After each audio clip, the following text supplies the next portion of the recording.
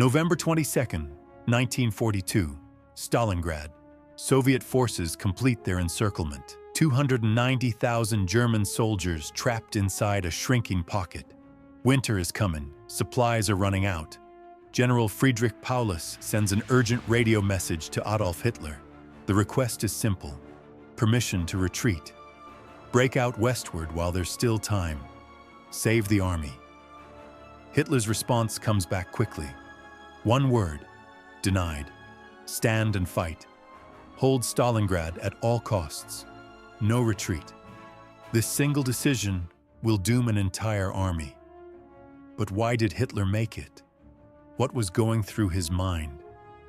Today we examine not the battle itself, but the fatal order that sealed its outcome. One decision, 6 reasons, 290,000 lives. To understand Hitler's decision, first understand the situation. November 19th, Soviet forces launch Operation Uranus. 2 massive pincers, one from the north, one from the south. They strike the weak Romanian flanks, protecting German positions. Within 3 days, the pincers meet. The trap closes. 290,000 men of the German 6th Army, one of Wehrmacht's finest, now completely surrounded. They hold the city of Stalingrad, but they're cut off from the main German forces. The pocket measures roughly 50 kilometers east to west, 40 kilometers north to south. Winter temperatures are already dropping below 10 degrees C and falling. Paulus knows the situation is critical. His army needs 800 tons of supplies daily: food, ammunition, fuel, medical supplies. They have maybe 2 weeks of reserves. After that, starvation. The window to escape exists, but it's closing fast. Reason number 1, the name. Stalingrad. The city named after Joseph Stalin himself. This isn't just another industrial center. This isn't just strategic ground. This is personal. Hitler's ego cannot accept losing a city that bears his enemy's name. The propaganda value is enormous. For months, German newspapers have been declaring imminent victory at Stalingrad. Hitler himself has publicly promised its capture. Now retreat?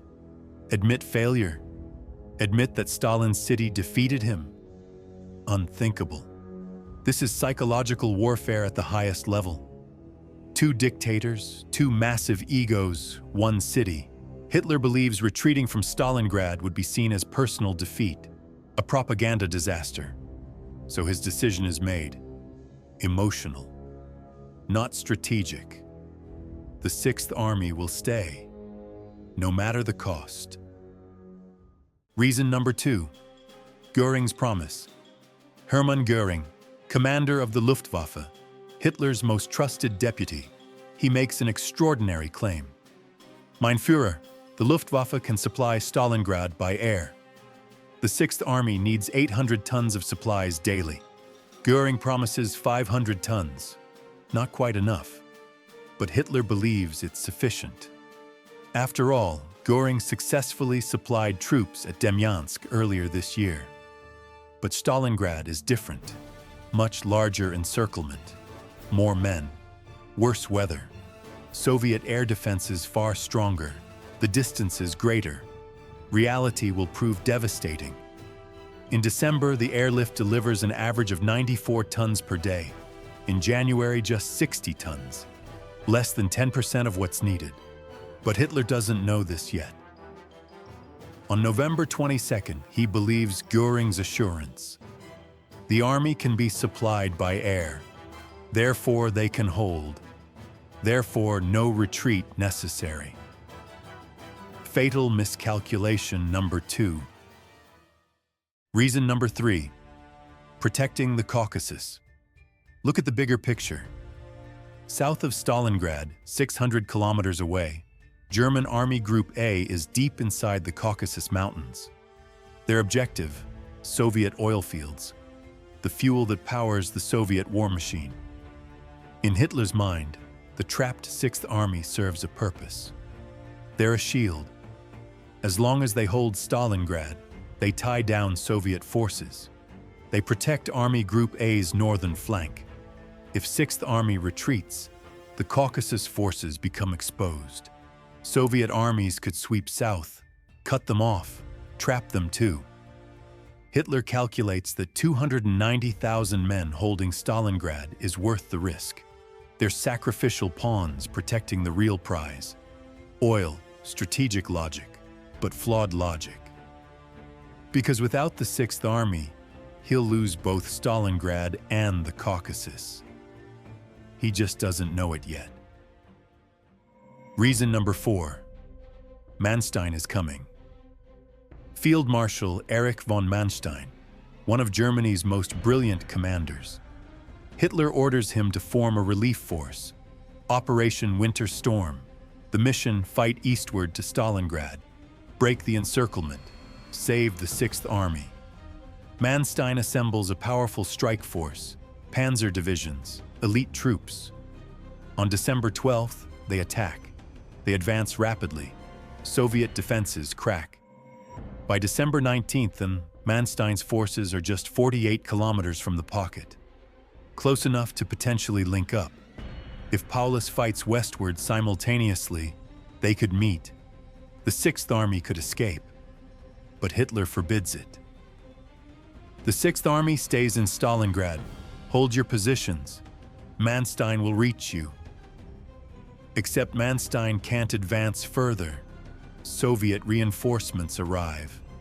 December 23rd, the relief attempt stalls, then stops. 48 kilometers, so close, yet impossible to bridge. The last hope dies. Reason number 5. The Napoleon complex. Hitler is obsessed with historical parallels, particularly Napoleon. In 1812, Napoleon invaded Russia, reached Moscow, then retreated. The retreat destroyed his Grande Armée, ended his invincibility. Hitler sees himself as superior to Napoleon. He will not repeat the same mistakes. Napoleon retreated from Russia and lost everything. Therefore, Hitler concludes, retreating equals defeat. Staying equals strength. Flawed logic based on misread history. Napoleon's mistake wasn't retreating. Napoleon's mistake was invading Russia in the first place. But Hitler doesn't see it this way. In his mind, stubbornness proves strength. Flexibility shows weakness. Real commanders never retreat. So when his generals recommend withdrawal from Stalingrad, Hitler sees cowardice, not wisdom. Fatal error number 5. Reason number 6. Distrust of his generals. By late 1942, Hitler has stopped listening to military advice. Why? Because he's been proven right before. Norway invasion, his idea. Generals doubted, he was right. France offensive, his plan. Generals worried, he was right. Success breeds overconfidence. In Hitler's mind, generals are too cautious, too traditional, too quick to recommend retreat. When Paulus requests permission to withdraw, Hitler sees another cautious general. When the general staff supports Paulus, Hitler sees group cowardice. When even Manstein suggests allowing a breakout, Hitler dismisses it. They're all wrong. He's right. He's always been right before. This pattern of ignoring professional military counsel becomes a consistent feature of Hitler's decision-making. Intuition over expertise, willpower over strategy, ego over reality. The ultimate fatal flaw. December, January. Reality crushes Hitler's assumptions one by one. The airlift fails. December deliveries average 94 tons daily. January drops to 60 tons. The army needs 800 tons. Men begin starving. Temperatures plummet to 30 degrees Celsius. Frostbite becomes as deadly as Soviet bullets. Fuel runs out. Vehicles freeze. Weapons malfunction. Soviet attacks shrink the pocket. German-held territory decreases daily. Airfields fall to Soviet forces. Landing zones disappear. Supply drops scatter across no man's land. The pocket that started at 50 kilometers wide is now barely 20 kilometers. Inside, 290,000 men trapped, growing weaker, growing hungrier, growing more desperate. Hitler's 6 reasons for staying, all proven wrong, but the order remains unchanged. Stand and fight. December 19th, the last chance. Manstein's relief force reaches its closest point, 48 kilometers from Stalingrad. Both Manstein and Paulus see the opportunity. If the Sixth Army fights westward while Manstein pushes east, they could link up. Not everyone would escape. Heavy losses expected, but tens of thousands could be saved. Paulus sends another request to Hitler: permission for a breakout toward Manstein. This is it, the final window. Days, maybe hours before Soviet reinforcements close it forever. Hitler's response: denied. The Sixth Army will not abandon Stalingrad. Manstein will reach you. Hold your positions. December 23rd. Soviet counterattacks force Manstein to retreat. The distance grows. 48 kilometers becomes 60, then 80, then impossible. The last chance dies. The Sixth Army's fate is sealed. February 2nd, 1943, General Paulus surrenders. 73 days after the encirclement began. 73 days after Hitler said no to retreat. The numbers tell the story. 290,000 entered the pocket, 91,000 surrendered. The rest, casualties or died from cold and starvation. Of those 91,000 who surrendered, fewer than 5,000 would ever see Germany again. One decision, 6 reasons, all based on psychology, not strategy. Ego over reality, stubbornness over flexibility, distrust over wisdom. Could this have been prevented?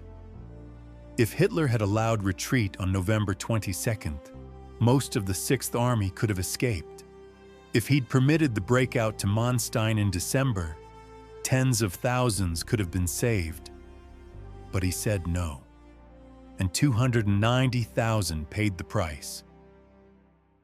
Stalingrad changed World War II, but not for the reasons most people think. Yes, it was a turning point. Yes, Germany never recovered. But the real lesson isn't about the battle itself.